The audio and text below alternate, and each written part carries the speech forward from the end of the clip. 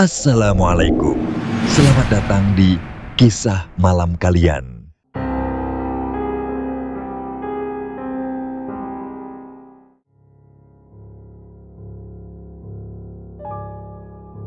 Perkenalkan, namanya Vina, seorang perempuan asal Magelang yang saat itu sudah menikah dan menetap bersama suaminya di Jakarta.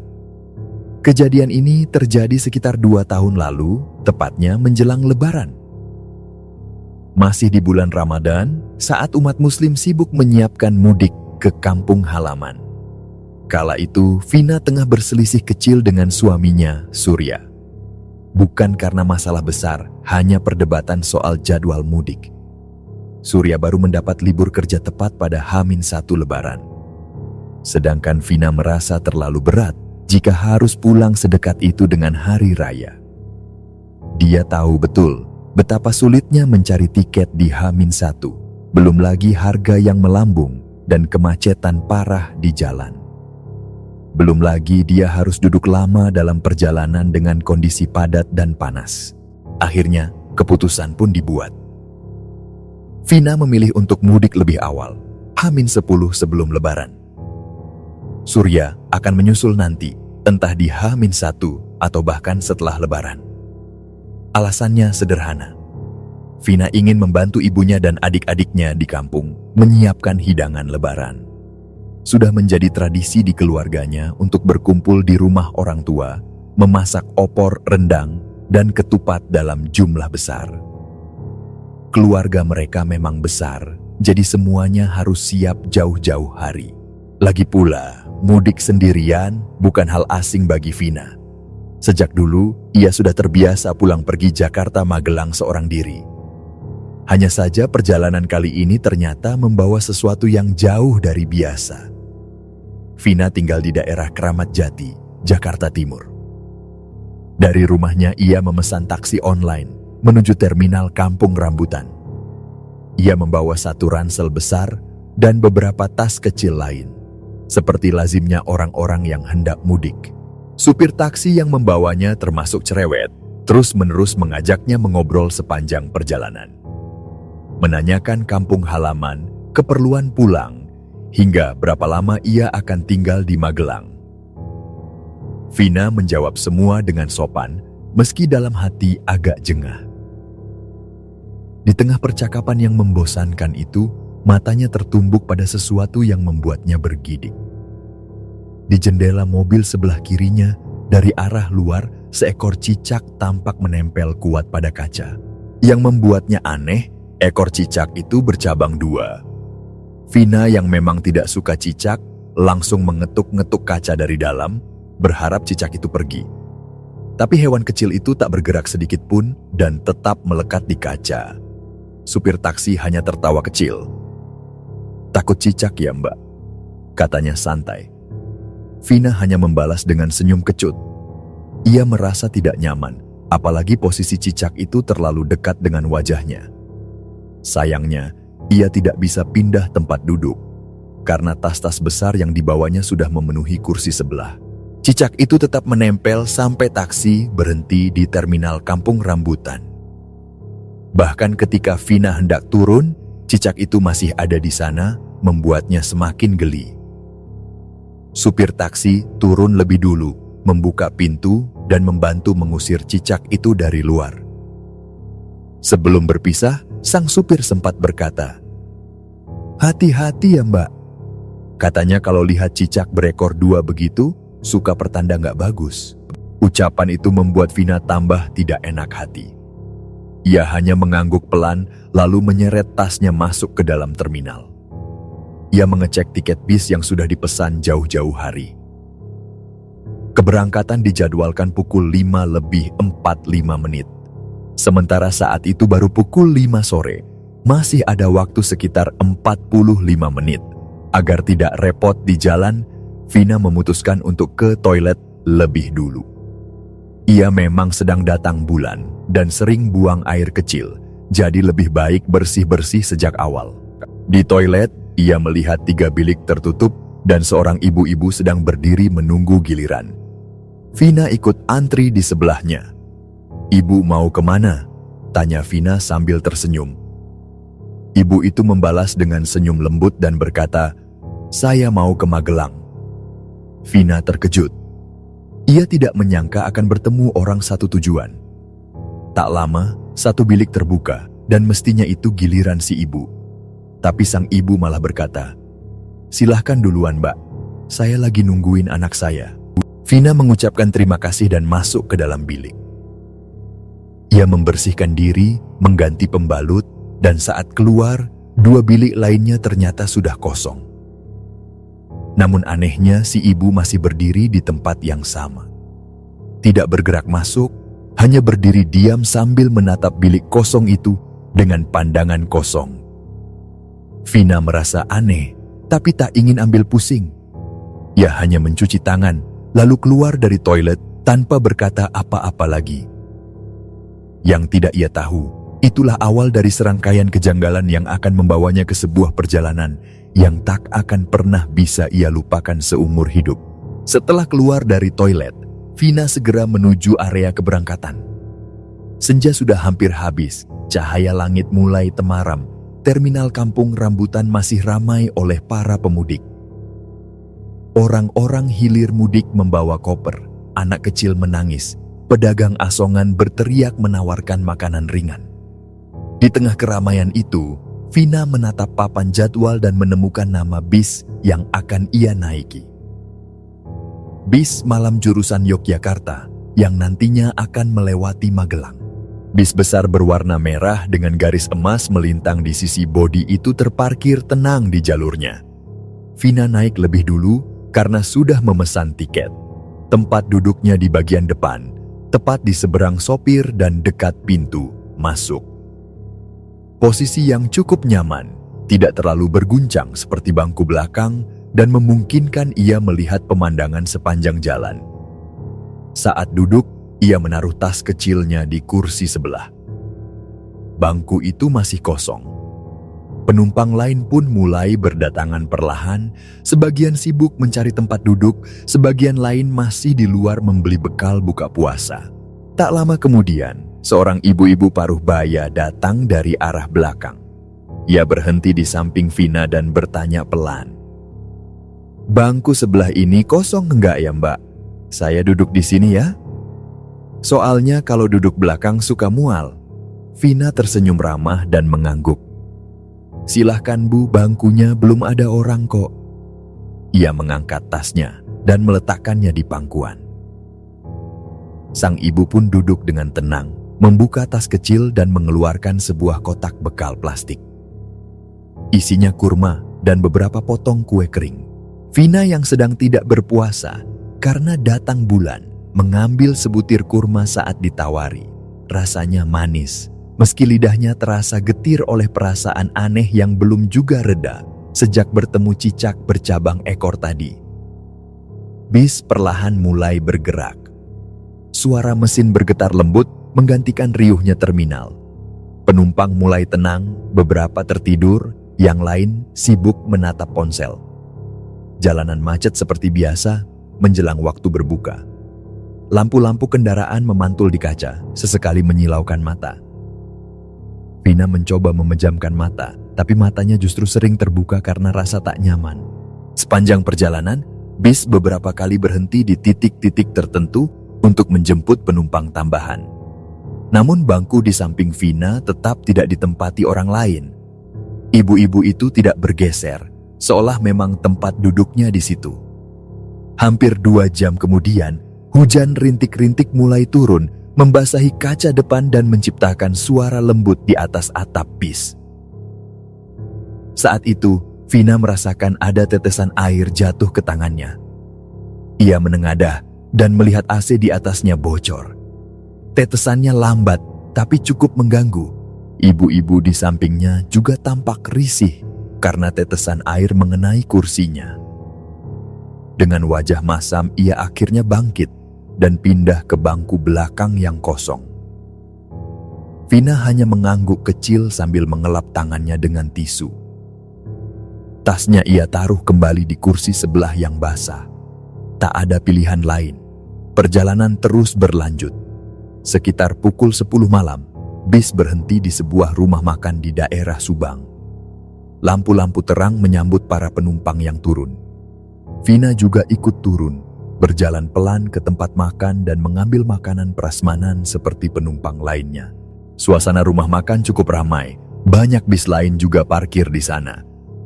Vina makan perlahan, mencicipi sedikit nasi, rendang, dan sayur. Ia merasa perutnya sedikit tidak enak, entah karena makanan atau karena sejak sore, tubuhnya memang terasa lelah dan gelisah. Setelah makan, ia naik kembali ke dalam bis. Dan kursi sebelahnya, seperti sebelumnya, basah karena bocoran AC. Dan Vina pun melapor ke sopir dan seorang kru membantu mengelap dengan kanebo. Namun bocorannya tak benar-benar berhenti. Beberapa saat setelah bis melaju kembali, Vina merasakan mual dan perutnya mules. Ia mulai berkeringat dingin, menahan rasa sakit di perut. Posisi bis yang berada di jalan tol membuat ia tak bisa segera turun. Ia hanya bisa mengurut-urut perut dan berharap mereka segera tiba di rest area berikutnya. Baru sekitar 1 jam kemudian, bis masuk ke rest area Palimanan untuk mengisi bahan bakar. Sopir memberi waktu sekitar 30 menit karena antrian kendaraan yang panjang. Vina tak menunggu lama. Begitu bis berhenti, ia langsung turun dan berjalan cepat ke toilet. Di sana, ia mendapat bilik kosong dan langsung masuk. Rasa mulasnya tumpah ruah membuatnya hampir menangis lega. Setelah selesai, ia mengganti pembalut dan membuang yang lama ke tempat sampah, dibungkus rapi dalam plastik kecil. Saat keluar, antrian sudah mengular. Ia merasa sedikit malu. Semoga tadi tidak ada yang mendengar suara-suara dari dalam bilik, pikirnya. Saat mencuci tangan, pandangannya tertumbuk pada sosok yang familiar. Di antara para ibu-ibu yang mengantri, ada satu yang tersenyum ke arahnya. Vina tertegun.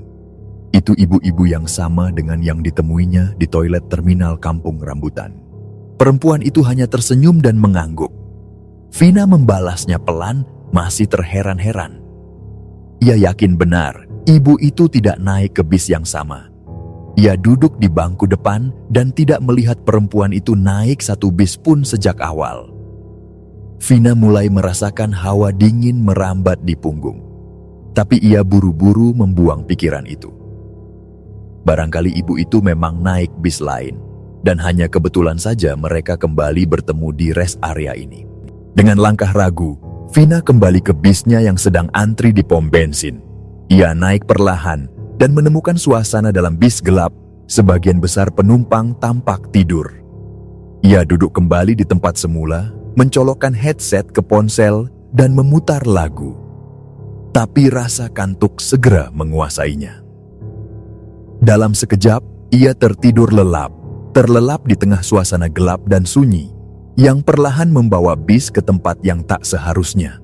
Beberapa saat kemudian, Vina terbangun dalam keadaan linglung. Bis masih melaju di tengah malam, namun suasananya terasa berbeda dari sebelumnya. Ia mengucek matanya, mencoba menyesuaikan penglihatan dengan gelapnya ruang dalam bis. Lampu interior telah dimatikan sepenuhnya. Hanya ada cahaya remang dari luar yang menembus kaca secara samar, sekelebat cahaya lampu jalan atau kendaraan lain yang jarang melintas. Ia menoleh ke arah sopir yang tampak duduk diam, tubuhnya tegak dan kaku seperti patung. Tidak ada percakapan terdengar, tidak ada suara TV atau musik biasa yang biasanya menemani penumpang malam. Hanya terdengar suara pelan dari lagu keroncong lawas yang mengalun samar, lagu lama yang nadanya mendayu dan seolah berasal dari waktu yang jauh. Vina mengangkat ponselnya, berniat memutar lagu atau sekadar membuka layar, namun ponselnya menunjukkan baterai hanya tersisa 5%. Mode hemat daya menyala otomatis, memutuskan semua koneksi dan fungsi aplikasi. Ia melepaskan headset dari telinganya. Kini, yang ia dengar hanya lagu keroncong dan suara gesekan roda bis dengan aspal yang sayup terdengar dari bawah kaki bis. Ia berinisiatif mengisi daya ponsel. Tangannya merogoh tas, mengeluarkan kabel charger, dan mencoba mencolokkannya ke port di bawah kursinya. Namun tak ada respons, ponselnya tetap mati, dan sepertinya port itu tampaknya tidak berfungsi. Vina pun menoleh ke baris belakang, berharap menemukan port lain yang masih aktif. Saat itulah matanya menangkap sosok-sosok di bangku belakang. Salah satunya adalah ibu-ibu yang sebelumnya sempat duduk di sebelahnya, lalu pindah karena AC bocor. Namun yang lebih mengejutkan adalah sosok yang duduk di belakang si ibu. Seorang perempuan yang sangat ia kenal. Perempuan itu adalah ibu-ibu yang ia temui di toilet terminal Kampung Rambutan. Sosok yang juga ia lihat kembali di rest area Palimanan. Perempuan itu tampak duduk diam, matanya terpejam seperti orang tidur. Wajahnya terlihat tenang dan teduh, tapi dalam keremangan bis, justru ketenangan itu yang menimbulkan rasa gelisah di dalam dada Vina. Ia yakin betul tidak pernah melihat perempuan itu naik ke dalam bis. Sebagai penumpang yang duduk di depan dekat pintu, mustahil baginya melewatkan siapapun yang masuk sejak awal keberangkatan. Atau mungkin ibu itu naik dari pintu belakang? Dengan perasaan campur aduk, Vina perlahan berdiri dan berjalan ke arah sopir. Ia menunduk sedikit dan berbicara dengan suara pelan, bertanya apakah ia boleh meminjam colokan lain untuk mengisi daya ponsel karena colokan di tempat duduknya mati. Sopir itu tak memberikan jawaban. Vina mengulangi pertanyaannya dengan nada lebih jelas, dan kali ini sang sopir menjawab. Suara yang keluar datar, dingin, dan tanpa intonasi. Ia berkata bahwa di bis itu semuanya sudah mati. Kalimat itu membuat tubuh Vina menegang. Bukan hanya karena maknanya yang aneh, tetapi karena cara sopir itu menyampaikannya. Tidak ada sopan santun seperti sebelumnya. Tidak ada keramahan, seperti saat membantu membersihkan kursi yang basah. Suaranya kini terdengar seperti milik orang asing. Dengan jantung yang berdegup tidak karuan, Vina kembali ke bangkunya. Namun sebelum ia duduk, terdengar suara pelan dari baris belakang. Ibu-ibu yang tadi terlihat tidur kini telah terjaga dan menanyakan apakah ada yang salah. Vina menjelaskan bahwa colokan di tempat duduknya mati dan ia ingin mengisi daya ponsel. Ibu itu menanggapi dengan ramah. Ia menawarkan agar Vina meminjam port di bangkunya dan menyuruhnya menyerahkan kabel charger. Vina memberikan kabel itu dengan ragu dan melihat si ibu mencolokkannya ke tempat duduknya sendiri. Kali ini, indikator baterai di layar ponsel menyala, menandakan bahwa charger tersebut berfungsi. Vina mengucapkan terima kasih, meski dalam hati tetap merasa tak tenang. Ponselnya tetap tidak menyala sepenuhnya karena dayanya sudah kosong total. Baru tampak lambang baterai yang sedang diisi, tetapi belum bisa menyala normal. Saat itulah ia merasakan sesuatu menetes ke pundaknya. Refleks, ia mendongak. Dari arah langit-langit air menetes dari AC. Bukan tetesan biasa, karena saat ia menciumnya, tercium bau amis yang menyengat seperti bau darah. Perasaan takut langsung menjalari tubuhnya. Ia menoleh ke arah kaca samping, dan di sana seekor cicak terlihat menempel erat pada kaca, nyaris di posisi yang sama seperti yang ia lihat di jendela taksi online beberapa jam sebelumnya. Cicak itu memiliki ekor yang bercabang dua. Rasa takut makin kuat. Tapi ia belum sempat bereaksi karena ibu di barisan belakang kembali berbicara. Kali ini ia menawarkan tempat duduk di sebelahnya yang kosong, meminta Vina pindah saja ke sana. Vina menurut ia tak tahan dengan tetesan air amis dan kehadiran cicak yang seperti tak pernah pergi. Ia melangkah ke belakang dan ibu itu berdiri sejenak agar Vina bisa masuk ke kursi dekat jendela. Setelah duduk, ia berusaha mengatur napasnya yang tak beraturan. Ibu itu kemudian bertanya dengan nada lembut, menanyakan di mana Vina akan turun. Vina menjawab bahwa ia akan turun di Terminal Tidar Magelang. Namun ia juga mengungkapkan Rasa herannya karena jalanan terlihat sepi dan gelap, seperti tidak ada kendaraan lain yang melintas. Ibu itu hanya tersenyum. Lalu dengan suara pelan, ia berkata bahwa untung saja Vina dijaga. Vina bingung dan bertanya dalam hati maksud kalimat itu. Belum habis rasa bingungnya, ibu itu menyebut satu nama, Baskoro. Nama itu adalah nama almarhum ayah Vina. Ia tidak pernah menyebut nama itu dalam percakapan selama perjalanan. Tapi ibu itu menyebutnya dengan yakin. Vina merasa darahnya turun ke kaki. Ia bertanya-tanya dari mana ibu itu tahu. Namun si ibu hanya mengatakan bahwa ia mengenal ayahnya dan juga mengenal ibunya. Vina tercekat, tak mampu berkata apa-apa. Ibu itu lalu mengeluarkan sebuah jeruk dari tasnya. Ia mengupas jeruk itu perlahan, lalu membaginya menjadi 2 bagian. Setengahnya ia makan dan setengahnya ia berikan kepada Vina. Awalnya Vina menolak, tapi ibu itu tetap menyodorkannya sambil tetap makan bagiannya sendiri. Akhirnya Vina menerima. Jeruk itu tampak seperti jeruk pasar biasa. Kulitnya hijau. Tapi rasanya sangat manis, lebih manis dari biasanya, hingga membuat lidahnya terasa aneh. Saat Vina memuji rasa jeruk itu, ibu tersebut hanya menjawab bahwa rasanya manis, seperti darah milik Vina. Perkataan itu membuat seluruh bulu kuduk Vina berdiri.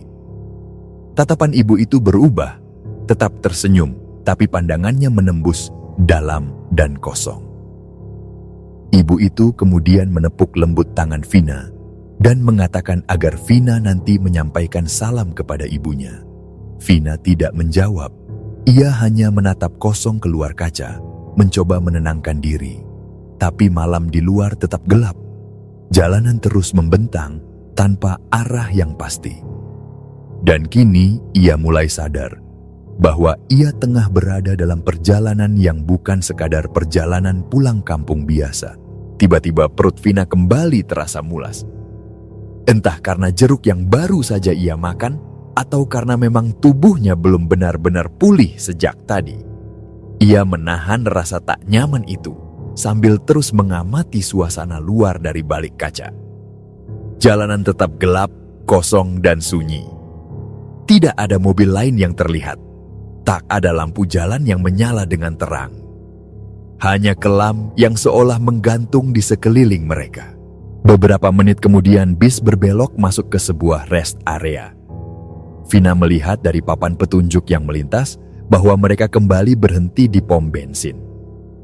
Ia mengira bis hanya hendak mengisi bahan bakar lagi atau memberi waktu istirahat bagi penumpang.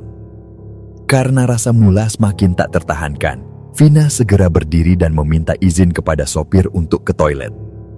Sopir hanya menoleh sekilas dan memberi isyarat untuk silakan. Tidak ada kata, hanya lirikan kosong yang bahkan tidak menunjukkan empati. Vina turun dengan terburu-buru. Ia tidak sempat mencabut charger dari bangku ibu-ibu di belakang. Ia hanya mencabut ponselnya yang masih mati dan membawa tas kecilnya. Dengan langkah tergesa, ia mencari simbol toilet dan segera berlari ke arahnya. Begitu memasuki area toilet, langkahnya terhenti. Ruangan itu terlihat familiar. Terlalu familiar. Denahnya, warna dindingnya, bahkan susunan wastafel dan biliknya, semuanya persis seperti toilet yang ia kunjungi sebelumnya di rest area Palimanan. Vina sempat berpikir bahwa mungkin memang desain rest area itu seragam. Tapi di dalam hatinya, ia tahu bahwa ada yang tidak biasa. Meski begitu, rasa ingin buang air lebih kuat dari rasa takutnya.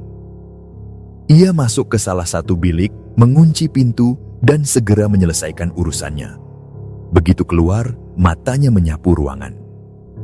Kali ini, toilet benar-benar kosong.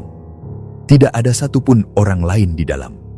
Tidak ada antrian, tidak ada suara, hanya kesunyian dan pantulan bayangan tubuhnya di cermin yang terasa lebih dingin dari biasanya.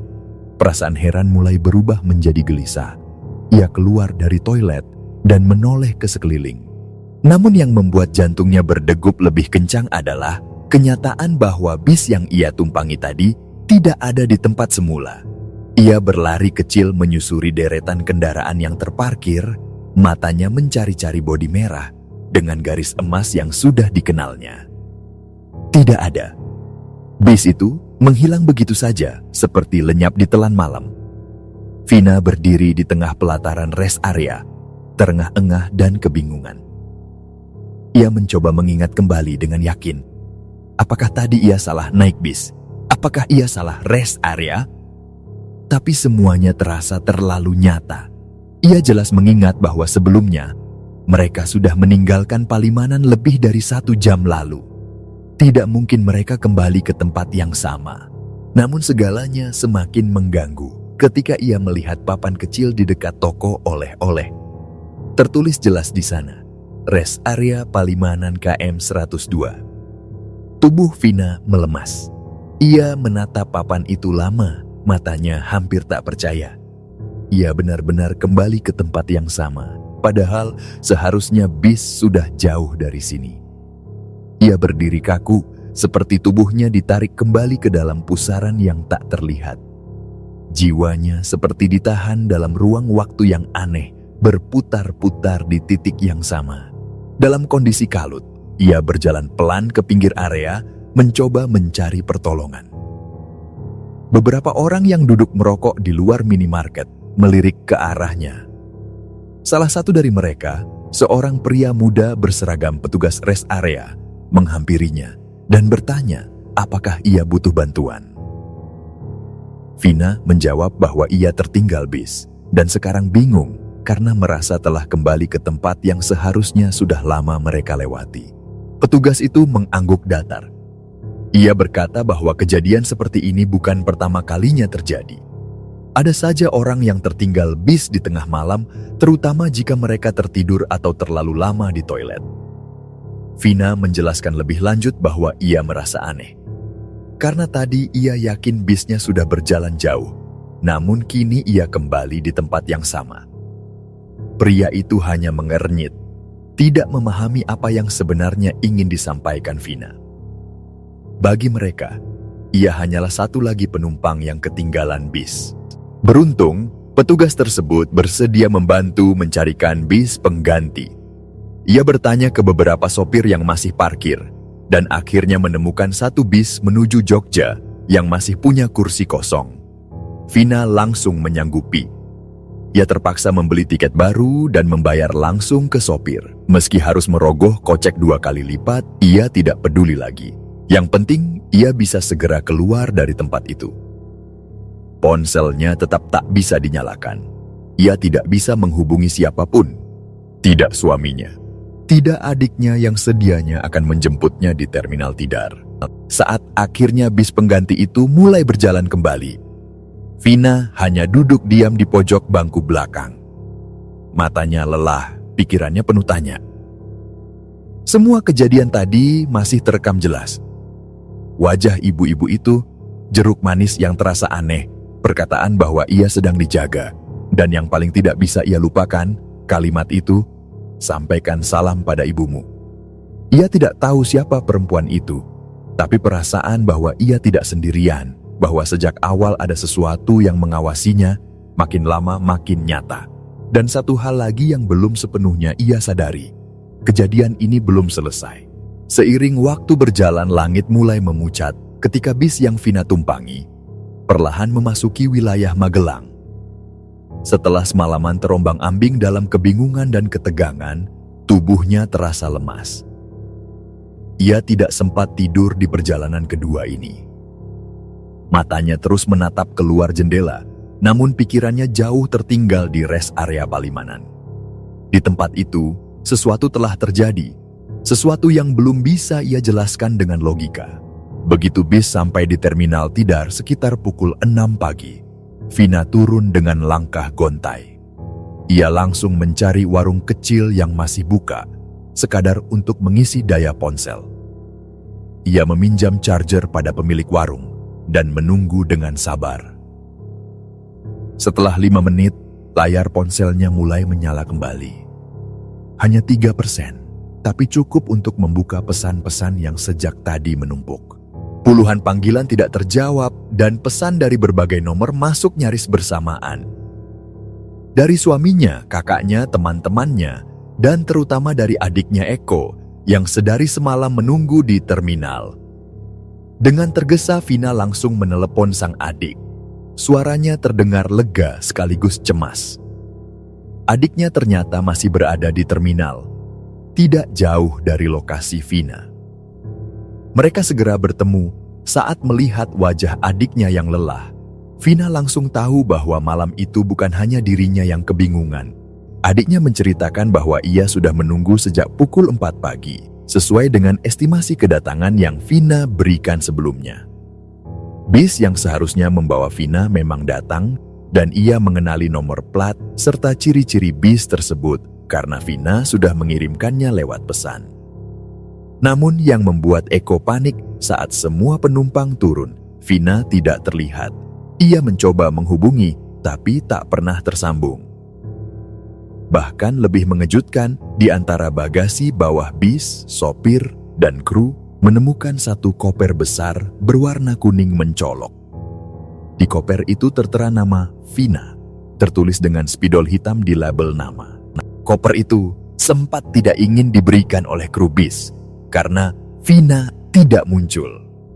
Adiknya harus meyakinkan mereka dengan menunjukkan KTP, menandatangani formulir, bahkan menelepon suami Vina sebagai jaminan bahwa benar koper itu milik kakaknya. Semua itu terjadi sebelum akhirnya bis berangkat kembali, meninggalkan mereka dalam kebingungan yang belum selesai. Kemudian mereka pun pulang ke rumah. Sesampainya di sana, suasana menyambutnya tidak seperti biasanya. Wajah-wajah keluarganya dipenuhi kekhawatiran. Mereka semua sempat panik dan hampir berpikir bahwa Vina hilang di perjalanan. Tapi yang lebih mengusik adalah reaksi ibunya ketika Vina mulai menceritakan seluruh kejadian malam itu. Vina mengisahkan segalanya, mulai dari cicak berekor 2, AC yang bocor dan berbau amis, ibu-ibu yang muncul berulang kali, hingga percakapan aneh yang menyebut nama ayahnya, Baskoro. Ia juga menyampaikan bahwa si ibu menitip salam pada sang ibu. Ibunya sendiri yang kini duduk di depannya dengan wajah semakin pucat. Ibunya diam beberapa saat, lalu bertanya siapa sebenarnya perempuan yang Vina temui itu. Vina menjelaskan sebisa mungkin. Usianya mungkin sekitar 65 tahun, rambut sebahu, kulitnya cerah, pembawaannya tenang. Ia tampak seperti orang biasa, bahkan sangat ramah. Hanya saja kehadirannya terasa aneh. Muncul di tempat yang sama secara berulang. Ibunya merenung dalam diam. Matanya menerawang jauh, seolah menggali ingatan yang sudah lama terkubur. Namun pada akhirnya, ia menggeleng pelan. Ia mengaku tak tahu siapa perempuan itu. Sejak saat itu, cerita Vina menjadi pembicaraan di keluarga. Setiap berkumpul, kisah bis misterius itu kembali dibahas. Vina sendiri masih enggan menyebutnya bis hantu. Ia tidak pernah melihat penampakan menyeramkan, tidak mengalami kerasukan atau teror fisik. Yang ia alami adalah keanehan yang menggerogoti kesadaran secara halus, sesuatu yang mengaburkan batas antara nyata dan tidak. Waktu pun berlalu. Sekitar 4 bulan setelah kejadian itu, ibunya wafat. Kembali Vina pulang ke Magelang. Ia membantu kakak dan adik-adiknya membereskan rumah, memilah barang-barang peninggalan ibu mereka. Baju, peralatan dapur, kain-kain batik, dan juga tumpukan album foto lama. Di salah satu album usang, Vina berhenti pada sebuah foto tua. Foto itu menampilkan ibunya yang masih muda, berdiri berdampingan dengan seorang perempuan lain yang tampak ceria. Namun pandangan Vina membeku saat menyadari bahwa wajah perempuan itu sangat mirip dengan ibu-ibu yang menemaninya di dalam bis malam itu. Ia menunjukkan foto itu pada kakak-kakaknya. Salah satu dari mereka mengenali sosok tersebut sebagai Kustini, sahabat lama ibunya semasa muda. Namun menurut mereka Bu Kustini sudah lama meninggal. Sekitar tahun 2017. Vina tidak langsung mempercayai, ia merasa perlu memastikan. Beberapa hari kemudian, ia mencari informasi tentang almarhumah Bu Kustini ke keluarga yang masih tinggal di sekitar desa. Ia akhirnya bertemu cucu dari almarhumah tersebut. Dari mereka, Vina ditunjukkan foto-foto Bu Kustini di usia tua. Dan saat melihat salah satu foto itu, tubuhnya lemas. Tidak ada keraguan. Itu adalah perempuan yang duduk bersamanya di dalam bis, yang memberikan jeruk padanya, yang menyebut nama ayahnya, yang menitipkan salam kepada ibunya. Semua kepingan mulai tersusun. Sosok yang ia temui bukan orang sembarangan. Ia adalah sahabat ibunya. Seseorang dari masa lalu yang telah lama meninggal. Tapi entah bagaimana, ia kembali hadir. Bukan dalam bentuk bayangan atau arwah menakutkan, tapi dalam bentuk manusiawi yang begitu nyata dan tenang. Hari-hari berlalu sejak kepulangan terakhir Vina ke Magelang. Setelah kepergian ibunya, rumah masa kecil itu tak lagi seramai dulu. Satu demi satu kenangan terasa menyelusup lewat dinding-dinding tua, lewat aroma lemari kayu dan suara dedaunan yang bergesekan di halaman belakang. Tapi tak ada kenangan yang mampu menandingi peristiwa yang ia alami pada Ramadan 2 tahun silam. Perjalanan malam yang secara perlahan mengubah caranya memandang dunia. Ia masih mengingat setiap detailnya. Cicak berekor 2 yang terus muncul, tetesan AC yang mengeluarkan bau amis darah, percakapan-percakapan ganjil, serta pertemuan berulang dengan seorang ibu-ibu yang ternyata telah meninggal bertahun-tahun sebelumnya. Semua itu hadir bukan sebagai horor dalam bentuk seram dan menakutkan, tetapi sebagai kejanggalan yang mengikis batas antara nyata dan tidak. Vina tidak pernah mengalami kerasukan, tidak melihat penampakan berdarah atau mendengar teriakan-teriakan dari dimensi lain. Tapi justru karena itulah, pengalaman itu jauh lebih membekas. Keanehan-keanehan yang ia alami hadir secara halus, seperti kabut tipis yang menyusup ke dalam kesadaran. Tidak frontal, tapi perlahan mencengkeram. Ia pernah berpikir bahwa semua itu mungkin hanya halusinasi akibat kelelahan atau efek kurang tidur. Tapi semakin ia mencoba menyangkal, semakin kuat pula ingatannya terhadap detail kecil. Wajah Bu Kustini, jeruk yang rasanya manis, tatapan kosong sopir bis, hingga jawaban datar, semua sudah mati, yang masih terngiang di telinganya. Sejak mengetahui bahwa Bu Kustini telah lama wafat, Vina mulai melihat pengalaman itu dengan cara berbeda. Rasa takutnya berubah menjadi tanya, dan tanya itu perlahan berkembang menjadi perenungan. Ia bertanya-tanya, mengapa harus dirinya yang mengalami itu? Mengapa Bu Kustini menemuinya? Dan mengapa semua itu terasa begitu personal? Ia teringat kalimat yang dilontarkan perempuan itu di dalam bis, yang saat itu terdengar seperti teka-teki, bahwa dirinya dijaga. Kalimat itu terasa ganjil di tengah suasana bis yang dingin dan kosong. Tapi sekarang, kalimat itu justru terasa seperti pelindung yang dikirimkan dari masa lalu. Ia mulai percaya bahwa malam itu, saat ia sendirian menempuh perjalanan mudik, saat ia memutuskan pergi lebih dulu meninggalkan suaminya, ada sesuatu yang memang ingin ia temui. Atau mungkin ada sesuatu yang ingin menemuinya. Barangkali kehadiran Bu Kustini bukan sekadar kebetulan, bukan pula bentuk gangguan, melainkan bentuk lain dari penyertaan. Sebuah cara halus dari semesta untuk menyampaikan sesuatu yang belum selesai, atau sekadar memastikan bahwa dirinya baik-baik saja. Ia teringat kembali saat Bu Kustini meminta agar ia menyampaikan salam kepada ibunya. Permintaan yang terdengar sederhana, tapi menjadi sangat berarti setelah ibunya meninggal hanya beberapa bulan kemudian. Mungkinkah itu adalah pertanda perpisahan? Atau barangkali pesan damai dari seorang sahabat lama? Kini, Vina menjalani hidup seperti biasa. Ia kembali ke Jakarta, melanjutkan rutinitas rumah tangga dan pekerjaannya. Namun setiap kali Ramadan tiba dan terminal-terminal mulai dipenuhi wajah-wajah lelah pemudik, kenangan itu kembali hadir. Ia akan terdiam sejenak setiap kali melihat bis malam yang bersiap berangkat, terutama yang duduk di kursi depan dekat pintu masuk. Kadang saat ia berkendara malam, ia masih memperhatikan jendela, sekadar memastikan tidak ada cicak dengan ekor bercabang dua menempel di sana. Dan setiap kali ia makan jeruk, meski manisnya biasa saja, lidahnya tetap bisa mengingat rasa yang berbeda. Rasa jeruk yang diberikan oleh seseorang dari antara dua dunia.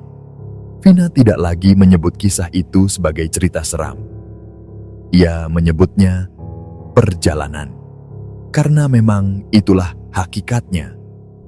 Sebuah perjalanan yang membawanya pulang bukan hanya ke kampung halaman, tapi juga ke masa lalu keluarganya, ke kenangan yang telah dikubur waktu, dan ke batas tipis antara dunia yang terlihat dan yang tak terlihat. Baginya, malam itu bukan akhir, melainkan awal dari kesadaran baru. Bahwa kadang, hal-hal yang kita anggap kebetulan, bisa jadi adalah panggilan.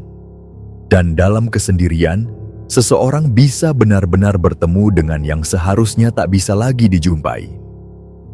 Tapi saat dunia menjadi senyap dan langit begitu gelap, jalan pulang bisa jadi lebih dekat. Bahkan jika harus melewati bis yang tidak semua orang bisa lihat.